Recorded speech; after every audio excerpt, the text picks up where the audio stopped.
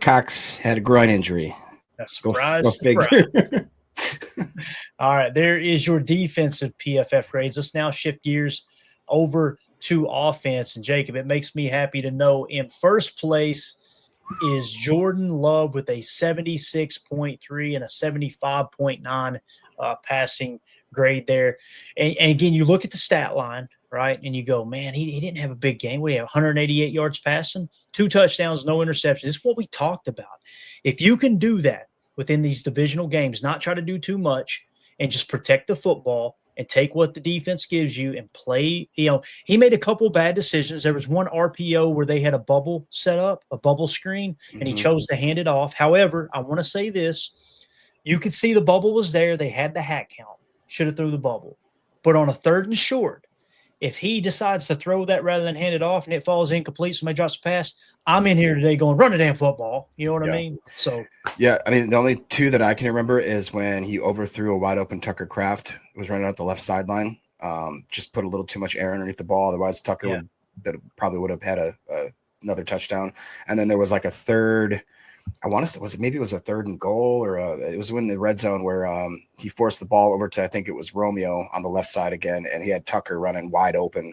It was like a 3rd and 5 or something. Tucker was wide open, kind of doing just a little slant route. But other than that, I mean, I really, really liked what I saw out of Jordan, and just really nice to see him actually taking some hits, falling on the ground with that left hand, is that kind of, putting that left hand out to kind of put all his weight on it, and he didn't seem like it affected him whatsoever. So it's nice to see him get in there, take a few licks, get back up, throw the ball like really pretty. Some of those balls were, I mean, that one to Reed, what a beautiful, we always talked about how we want him to kind of lead guys more, not have him break stride or whatever. I mean, that was just chef's kiss. Like, I watched it and I was like, oh, it's so pretty.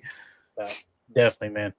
So Jordan Love, a good day there, 76.3. Again, guys, he's looking like, not quite to the level he was on the back half of 2023, but he's definitely better than he was last year in the first game, right? So you're going to see him break out with some 80s, I believe, this season. At the end of the year, you're probably going to look up and he's going to have a PFF grade in the top 10. I would not be surprised at all. And that's all we want. He don't have to be the best quarterback in the league. When you got a solid defense, you got a good running game, you got a smart head coach, man, just go out there and make the plays that are on the field. Don't try to do too much to protect the football. So I know we got a bunch of people in here watching. Thank y'all so much for making us a part of your evening. If you would, hit that like button, hit subscribe, and make sure you click that bell icon so you're notified when we go live. Thank y'all so much for making us a part of your Victory Monday. Next, Jacob, this gets me excited. Dontavion Wicks, 74.8. Now, hopefully I don't lose our place here and this works. All right. So remember, we were so excited his rookie year, 516 snaps, 77.8. Last year took a step back to 65.1, 22 snaps in the first game of the season, 74.8. Is Wicks returning back? It was at the sophomore slump last year, and now we're going to see the real Dontavion Wicks. That's the question, man. Yeah, I mean, it's again whether or not these guys all kind of take another step, raise their ceiling. Like you said, the sophomore slump, I always kind of rolled my eyes at that, but it seems like it's an actual thing. It just happens too often for it not to be some sort of correlation there. I like what Bates says. Wicks just stopping, waiting, and watching that TD to Reed was gold. He knew right away when he kind of faked the pick play or whatever. It was so he just stopped and looked and was like, it was really, really great. But yeah, man, it's nice to see him have some confidence back. They went to him a couple different was it third? I think he had a couple 3rd down catches. And it, like you said, man, it's just Jen saying Wicks cooked. I agree. Like, if he can take a step again, like I was so surprised. We can see it right here with how well that the wide receivers did between Wicks, Dobbs, and Reed, all scoring in the 70s PFF wise. I mean, that was in my opinion, probably our biggest Achilles heel last year was the drops, the kind of inconsistency that we had at that position, which obviously prompted Matt LaFleur to go and take 2 wide receivers very high in the draft. And I think the guys kind of got the message. You know what I mean? It was probably a little bit of a, hey, we're going to play the best player. And if you guys aren't playing up to our Green Bay Packer football level, then we're going to look somewhere else. I was honestly surprised that Golden did get more touches last night. But when you look at the grades of the other guys, you kind of understand why. Yeah. Romeo Dobbs, man, 34 snaps, 74.8, had him a hell of a game. I don't know if he'll be a Packer next year, but Romeo has an opportunity to make himself a lot of money this season, man. He really does. Yep. And I love the dude to death. I think he's an awesome human being. I love that I relate to him and how he's kind of standoffish with people. Man, I have trust issues bad. And you could tell he had a rough upbringing, man. He was raised in a rough part of Los Angeles, if I understood correctly. So that's why he's a little bit like, hey, standoffish.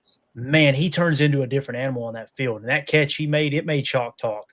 What a great grab that was down the middle of the field, man. Mm-hmm. So Romeo Dobbs, 74.8. I think he's your X. There's no doubt about it. Dontavion Wicks is kind of your utility guy. You can put him at X. You can put him at slot. You can put him at Z. He's not going to take the top off of defense. But boy, oh boy, does he got some wiggle. Excited about those two. Probably even more excited, though, about the offensive line play, Jacob. Jordan Morgan, 20 snaps. It says right guard. I thought he played some left guard. I could be wrong there. But right guard, 73.5 with a run block grade of 71.3, pass block grade of 67.3. And then Sean Ryan, they've got him at right guard, which I think he played multiple positions as well.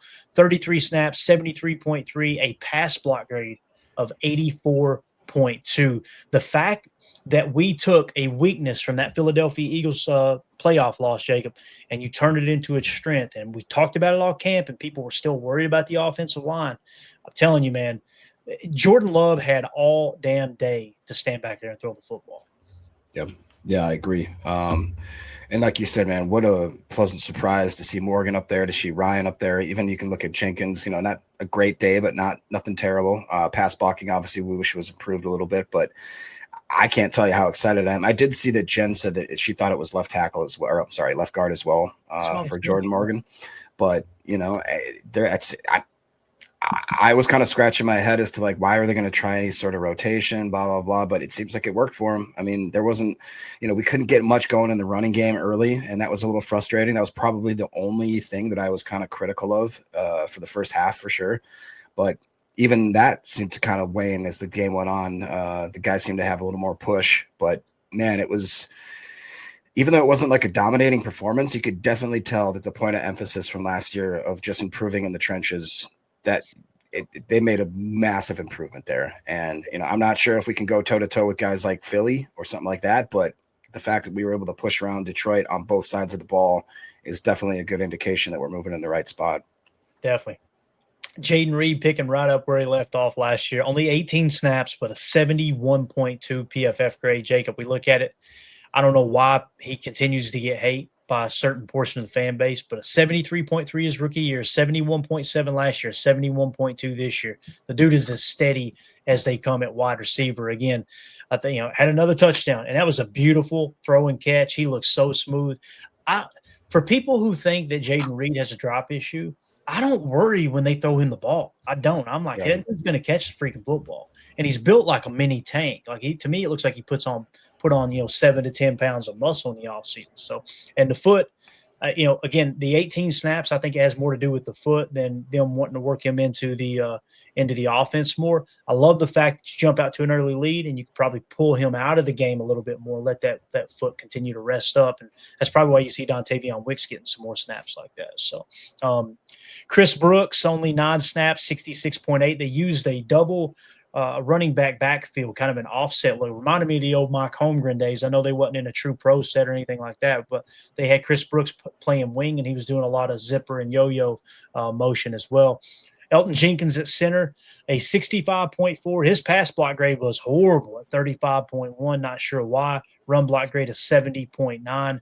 Tucker Kraft, 63.9. He had a pass block grade of 72.9, a pass grade of 68.2, which is essentially the passing game grade. Run block grade was only a 58.2. But Tucker Kraft, man, I've got the soundbite. I could probably put up here to play for you guys. They've got it beeped out. We'll just tell you what he said.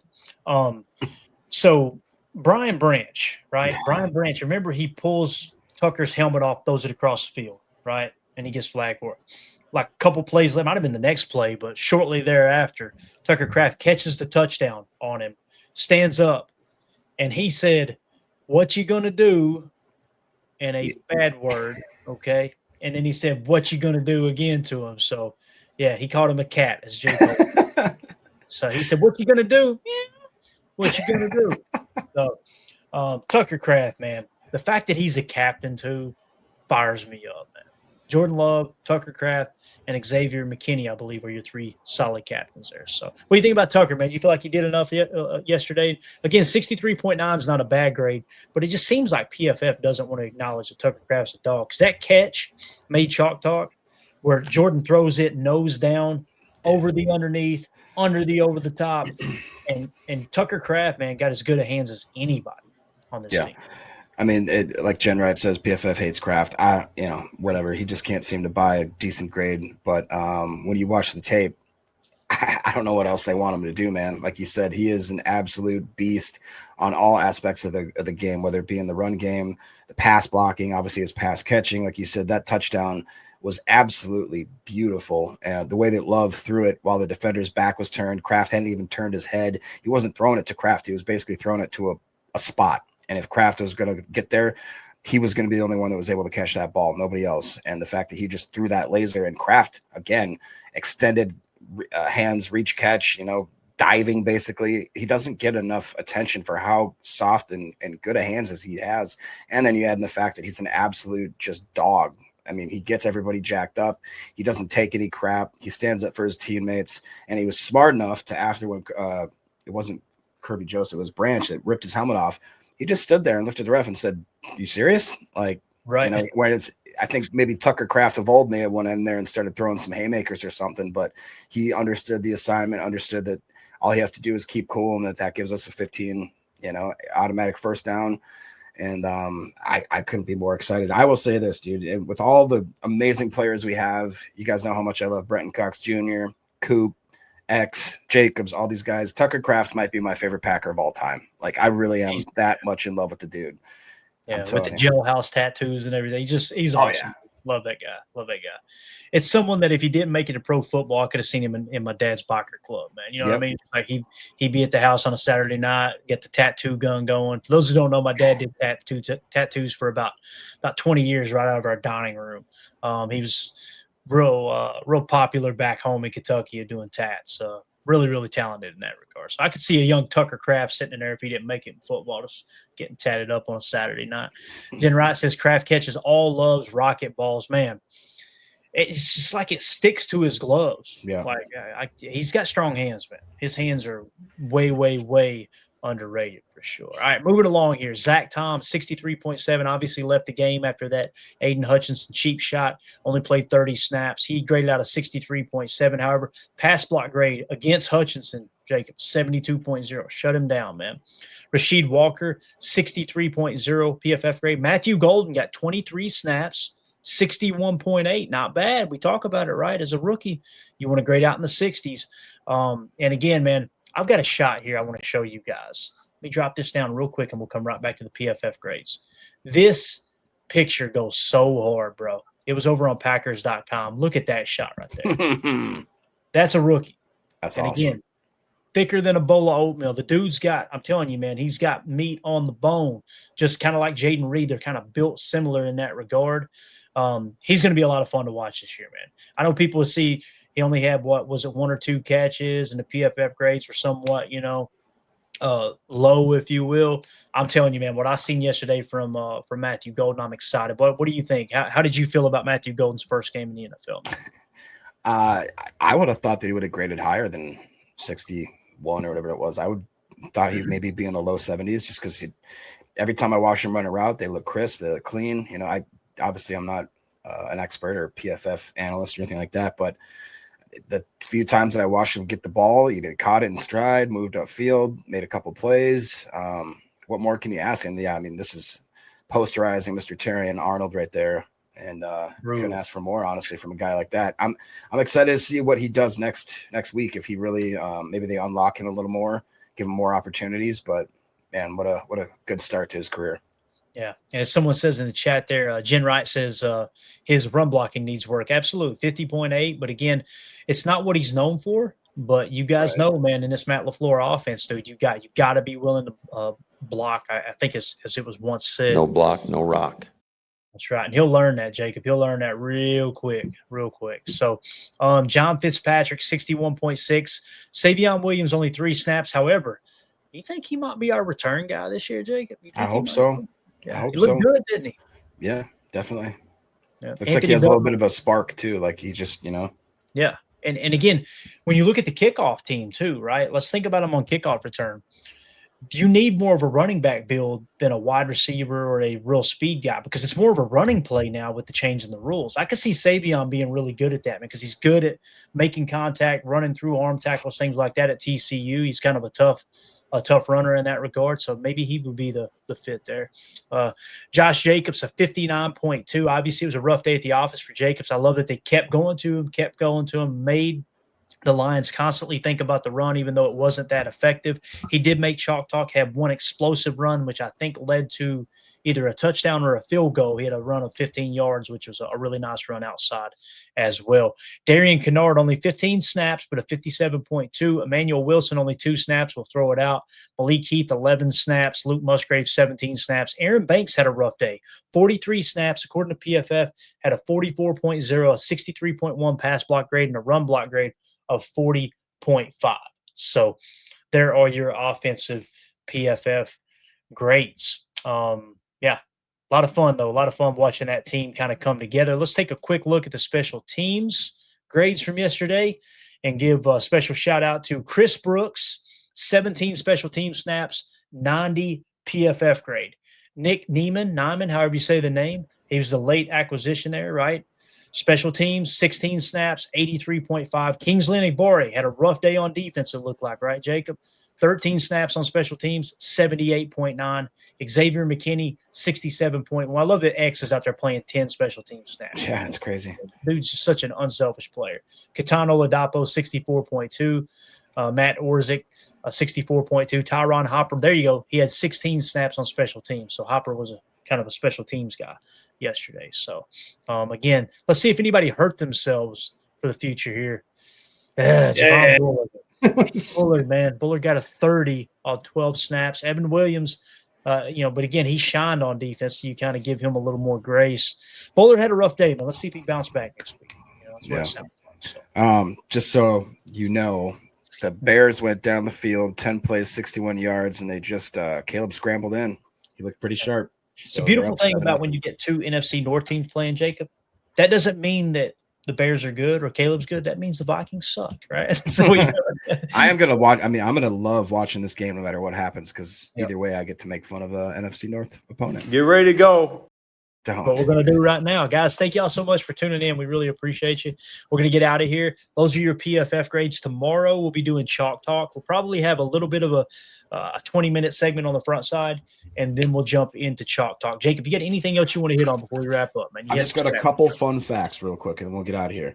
So when Micah Parsons was off the field, Jared Goff's statistics were 18 of 20, 134 yards, a touchdown, a 70 passer grade from PFF. He had 3.1 seconds to throw. When Micah Parsons was on the field, he was 13 of 19 for 91 yards, an interception, took 3 sacks, had a 28.9 passing grade, and only had 2.7 seconds to throw. You can't tell me that guy didn't make an absolute hell of a difference there. One more fun fact, Penei Sewell, he graded in the 70.5, I believe, PFF grade. Every single other offensive lineman had a grade below 60. So we absolutely took care of the quote-unquote wall that they have at the offensive and defensive line. We controlled the trenches, and that's exactly what our goal was to do coming in from this offseason. So I couldn't be more excited about that victory. Yeah, Micah Parsons is a dog, dude. Like him running down that sack at the end and watching the sideline. We end the Chalk Talk with that. And listen, I got an audio. I'm going to play. You guys go check the video out on Twitter. This guy Stick Radio, that's a big Lions fan. He spends more time talking about the Packers, right, than anything. I've got this audio I put together. It's a video. Go check it out, like I said, on X. But I'm going to play the audio version here. And the reason I'm going to do that is because if he uploaded this to YouTube, then we could get dinged through AI, right?